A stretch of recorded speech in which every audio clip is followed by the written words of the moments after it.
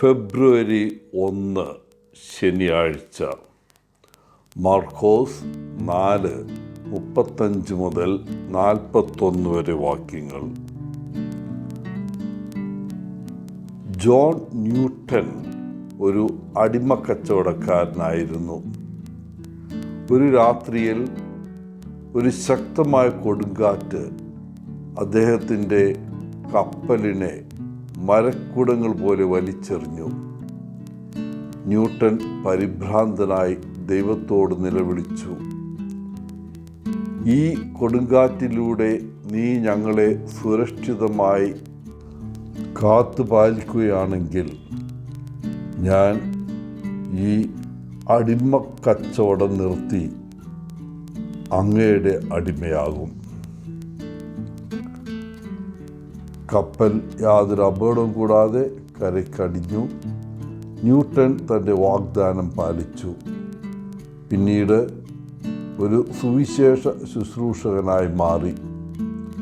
തൻ്റെ മാനസാന്തരത്തെ ആഘോഷിക്കാൻ അദ്ദേഹം എഴുതിയ ഒരു പോപ്പുലർ ഗാനത്തിൻ്റെ വാക്കുകൾ ഇങ്ങനെയാണ്: amazing grace, how sweet your voice. അത്ഭുതകരമായ കൃപ, എത്ര മധുരമായ ശബ്ദം. അത് എന്നെപ്പോലെയുള്ള ഒരു നികൃഷ്ടനെ രക്ഷിച്ചു. ഞാൻ ഒരിക്കൽ വഴിതെറ്റിപ്പോയി, പക്ഷെ ഇപ്പോൾ കണ്ടെത്തിയിരിക്കുന്നു. ഞാൻ അന്ധനായിരുന്നു, പക്ഷെ ഇപ്പോൾ എനിക്ക് കാണാൻ കഴിയും.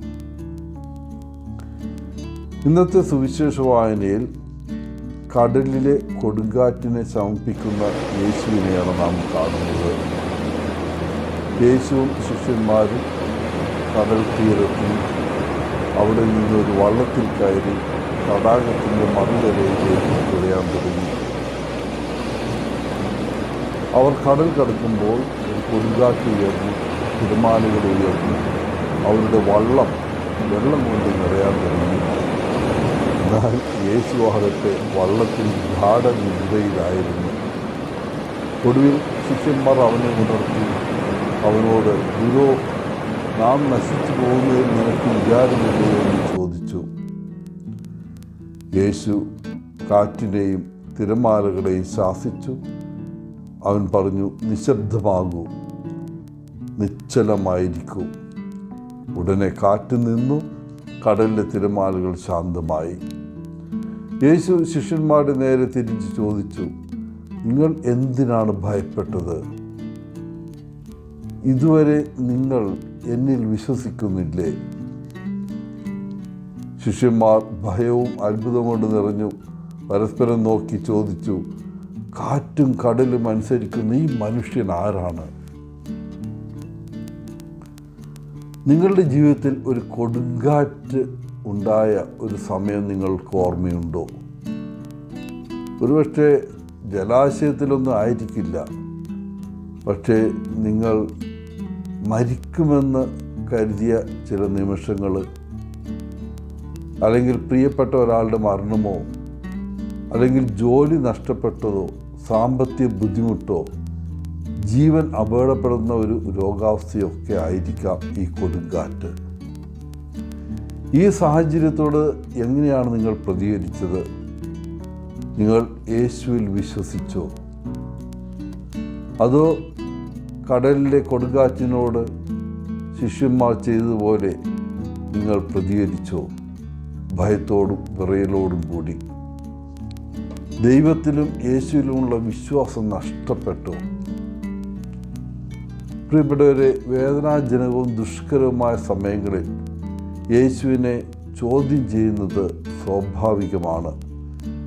എന്നിരുന്നാലും നമ്മുടെ ജീവിതത്തിലെ ആശയക്കുഴപ്പമുണ്ടാക്കുന്നതും ഭയപ്പെടുത്തുന്നതുമായ സമയങ്ങളിൽ നമുക്ക് കർത്താവിൻ്റെ പക്കലേക്ക് തിരിയാം.